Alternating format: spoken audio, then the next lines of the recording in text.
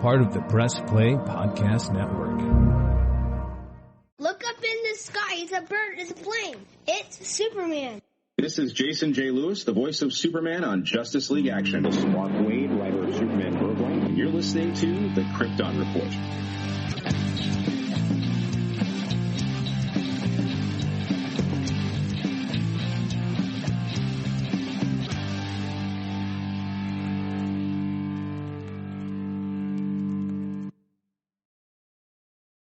Welcome back to this theater for the next exciting chapter of Superman, the serials. I'm your host, Tyler, the Superman of Blue, and welcome to the Krypton Report as we get to the last leg of Superman, the 1948 serial starring Kirk Alyn. We're doing chapters 11 through 15, which ends the first movie serial. If you have not listened to the previous episodes, I would recommend going back and checking them out because this is just a summary of the serials as we dissect and kind of talk about what they were. Now, Chapter 11, Superman's Dilemma. They reuse a lot of footage in this from events that had taken place for action beats, and it really seems like they saved a lot of money. And by this point is where in my notes I'm writing down, are the serials too long?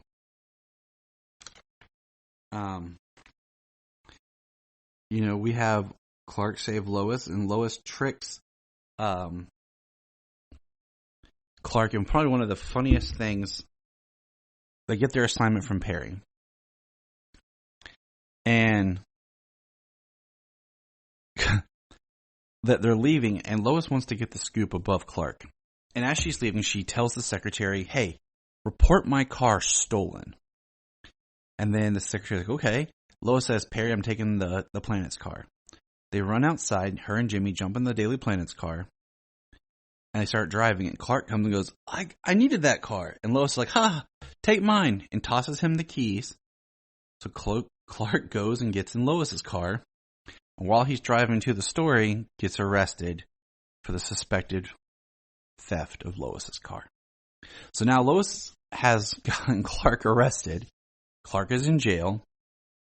And meanwhile, on their way to the story, Lois and Jimmy get in hijinks and are then taken captive by the Spider Lady's henchmen, with Superman now in jail. Which ends Chapter 11. Now, Chapter 12, Blast in the Depths. Clark bends the bars from the jail and takes off.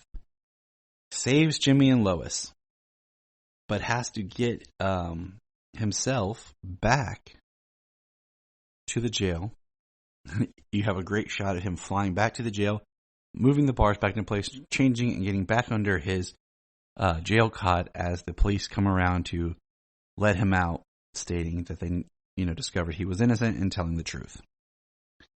And it was funny because that was probably one of the best Lois Lane beats in this first season.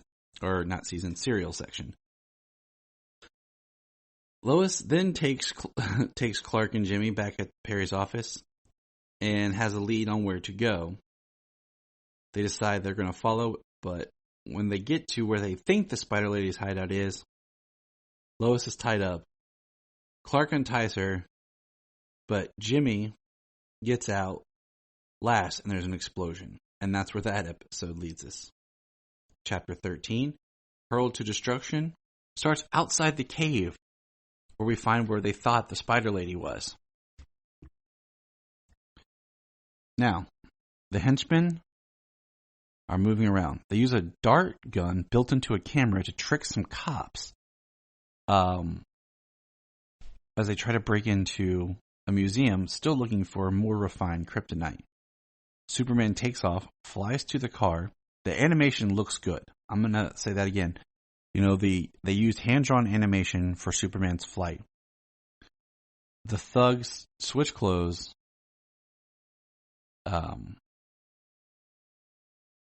And they get the things that they need. But one of them gets taken to Perry's office. And in Perry's office, the thug is being interrogated and pushes Clark out the window. And that's where that chapter ends. Chapter 14. Superman at Bay. I made in my notes here, why do they never talk to the police first? There's so many instances of, quick, to the planet, then call the chief of police.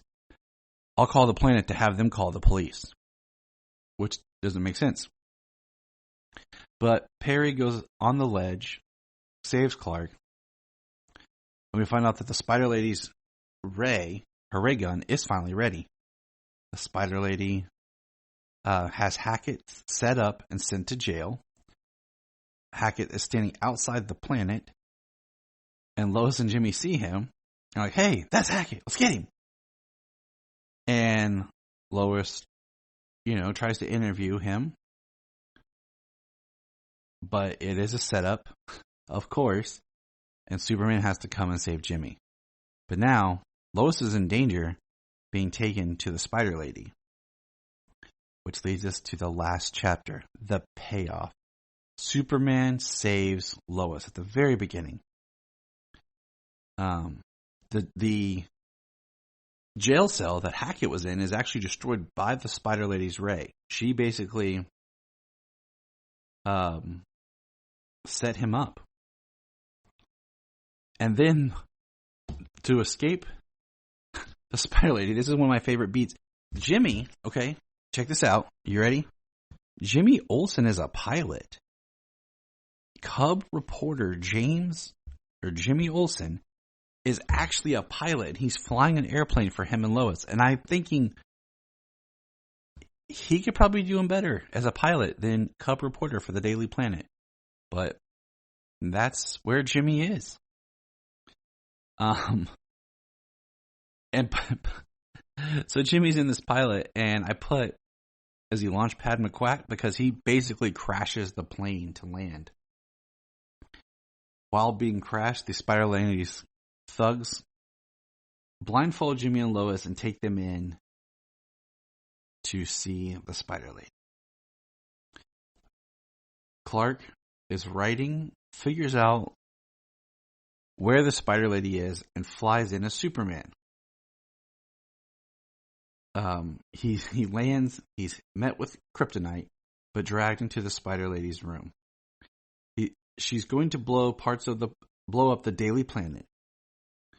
But then Superman pops up. It was a trick. The kryptonite didn't infect him. Why? Because, in his words, he's wearing a thin layer of lead lining under his uniform. Let that sink in for a moment. Under his uniform. The lead is not protecting his face, his hands, the parts of his body that are exposed, just under his clothes.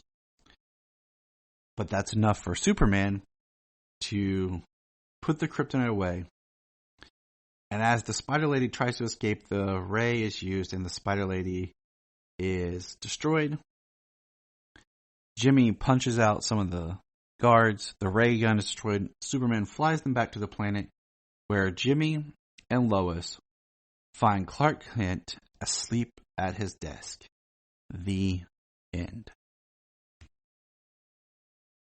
So that is the summary. And I know it's kind of short, but for yourself, dig into the serials. If you have an interest in watching any of them, please watch at least the first 2 episodes of A Spider Lady. Because you get the introduction, which is interesting.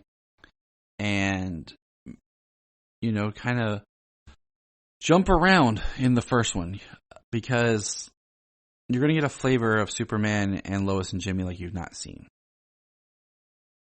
But that is all.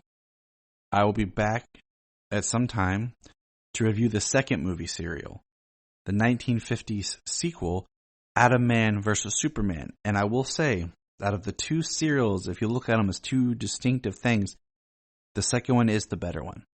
So, remember. Look up in the sky. We just want to say if you've enjoyed this podcast, please check out other podcasts on the Press Play Podcast Network. Remember to check out Krypton Report on all social media platforms. Go to linktree.com/Krypton Report. You find all of our information right there. If you want to keep Krypton from exploding, join our $1 a month Patreon. That's right. For $1 a month, you'll get extra special content that you don't get on the main show, like movie commentaries and whatever else comes out of our mouths. So check it out, patreon.com/Krypton Report. If you are like Tyler and James and can't get enough Super Talk, check out these other podcasts. Digging for Kryptonite, Supergirl Radio, The Last Sons of Krypton, the Superboy Legacy Podcast,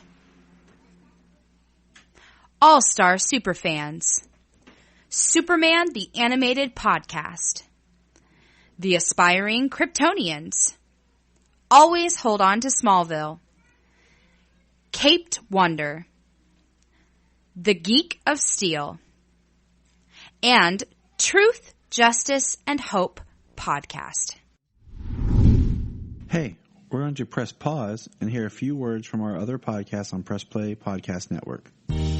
Hello, Brooks here with the Books with Brooks monthly book club podcast. Here's how Books with Brooks works. We read one book a month and then we talk about it. Classics like Stephen King's The Shining, debut novels like We Are the Brennans by Tracy Lang, and tons of other compelling, life-changing stories, one book and 1 month at a time. So come read along with us and then listen in. This is Dan Jurgens, and if you want to have a good time, keep listening to the Krypton Report.